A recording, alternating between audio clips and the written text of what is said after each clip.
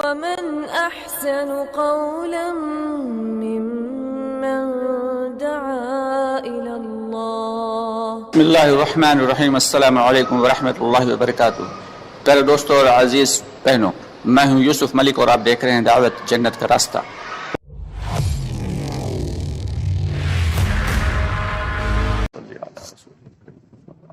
اللہ رب العالمین کا بہت شکر احسان اور کرم ہے کہ اللہ تعالی نے ہم سب کو فجر کی نماز باجماعت پڑھنے کی توفیق عطا فرمائی، اور مزید کرم یہ ہوا کہ دین کی نسبت پہ تھوڑی دیر بیٹھ کر غور و فکر کی توفیق. حضور پاک محمد مصطفیٰ صلی اللہ علیہ وسلم کا مسجد نبوی میں یہی معمول تھا کہ نماز کے بعد پھر 4 زانو ہو کے تشریف فرما ہو جاتے اور ذکر و اذکار میں مشغول ہو جاتے، یا صحابہ کرام کو نصیحتیں بیان کرتے. اب آج کل اگر ہم لوگ آپس میں مذاکرہ ہی کر لیں تو یہ بڑی اہم بات ہے. فرماتے ہیں کہ ایمان کا مذاکرہ ایمان والوں کو نفع دیتا ہے، دین کا مذاکرہ دین والوں کو نفع دیتا ہے. جس طریقے سے دنیا کی باتوں کا، دنیا کی چیزوں کا مذاکرہ دنیا والے کے کاموں میں نفع دیتا ہے، ٹھیک اسی طریقے سے ہم سب کی بھی ذمہ داری ہے کہ ہم ایمان والے ہیں تو ایمان کا مذاکرہ بھی کریں. اللہ رب العالمین نے اس سے پہلے جتنی بھی امتیں بھیجی، سب کی ذمہ داری یہ ہوتی تھی کہ بس اپنے نبی کی بات پہ عمل کر لیا اور وہ کامیاب ہو گئے، اللہ کے حکم کو پورا کر لیا اور کامیاب ہو گئے. حالانکہ ان کی زندگیاں ہزاروں سالوں میں ہوا کرتی تھی، کوئی 2000 سال، کوئی 4000 سال، کوئی 6000 سال، اتنی لمبی لمبی عمریں ہوتی تھی، اور اس میں وہ زبردست عبادت بھی کیا کرتے تھے. لیکن جنت میں سب سے پہلے کون جائے گا؟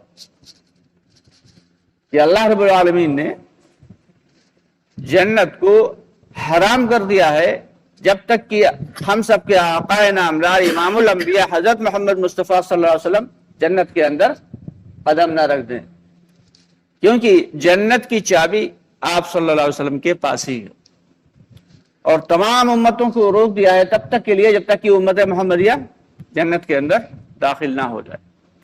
تو بھائی ایسی کیا بات ہے اس امت میں کیا سرخاب کے پر لگے ہوئے ہیں کہ آئے سب سے بعد میں اور جائیں گے سب سے پہلے، جبکہ پچھلی امتوں کی لمبی لمبی عمریں اور بڑے بڑے ان کی عبادتیں، کوئی ہزاروں سال صرف قرآن پڑھ رہا ہے، کوئی ہزاروں سال صرف جو ان پہ صحیفے اترتے تھے ان کے نبی پہ وہ پڑھ رہے ہیں، اور کوئی نمازوں میں مصروف ہیں، اور ایک ہم ہیں کہ 40 50 60 سال کی عمر میں نکل لے رہے ہیں. لیکن اس کے باوجود اللہ رب العالمین نے امت محمدیہ کو سب سے پہلے جنت میں داخل کرنے کا فیصلہ کیوں فرمایا؟ کیونکہ اب ہماری ذمہ داری یہ ہے کہ اللہ رب العالمین نے یہ جو دین بھیجا ہے حضرت محمد مصطفیٰ صلی اللہ علیہ وسلم کے ذریعے، اس پر عمل بھی کرنا ہے اور اس کی دعوت کو آگے بڑھانا بھی. کیونکہ قرآن پاک میں ایک آیت ہے جس کے بارے میں ہم حضرت امام غزالی رحمۃ اللہ علیہ فرماتے ہیں، 2 الگ الگ طریقے سے.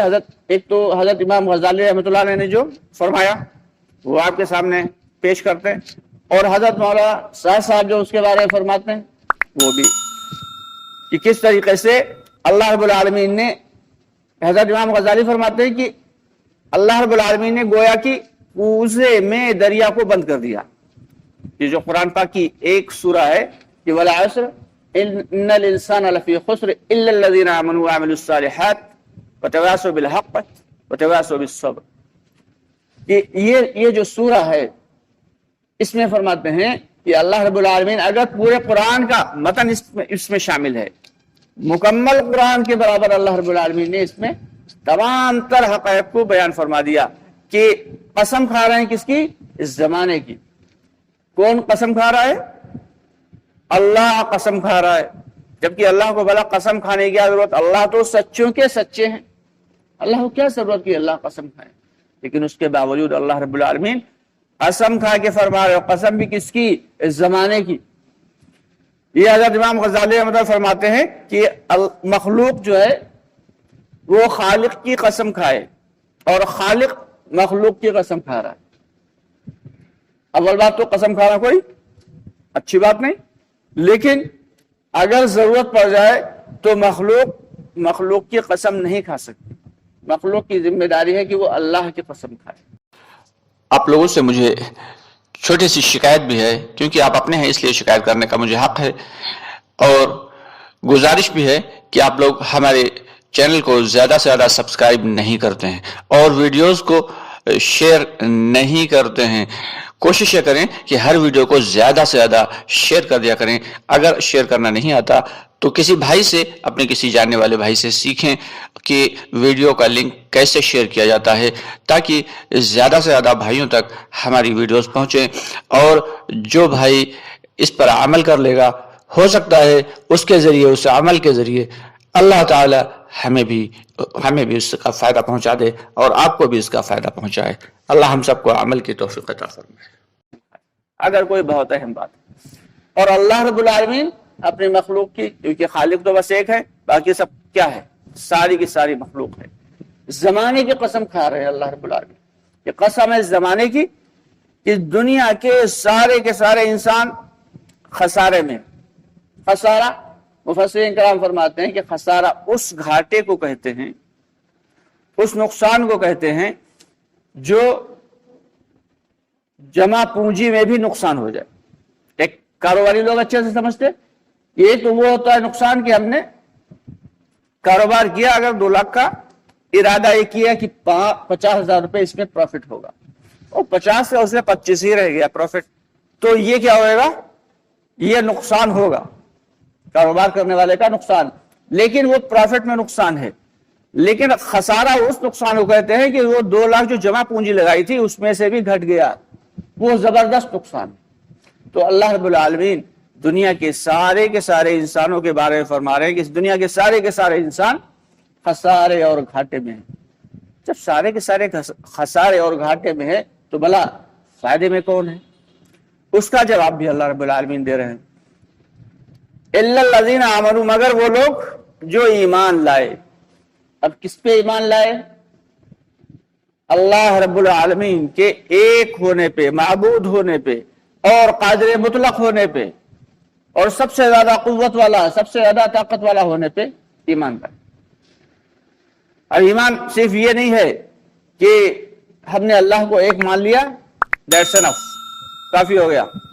نہیں، بے شک اللہ کو ایک ماننا ہی کافی نہیں ہے، کیونکہ اللہ رب العالمین نے کچھ باتیں بتائی ہیں، ان تمام باتوں پہ ایمان لانا ضروری ہے۔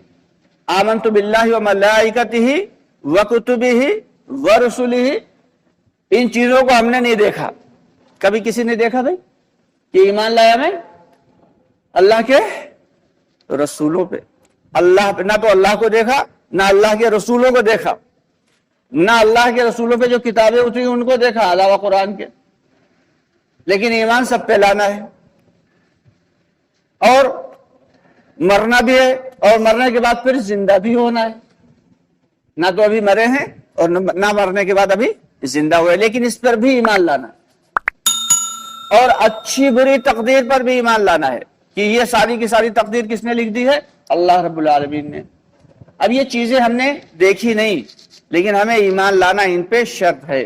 فرشتوں کو ہم نے نہیں دیکھا، لیکن فرشتوں پر بھی ایمان لانا شرط ہے۔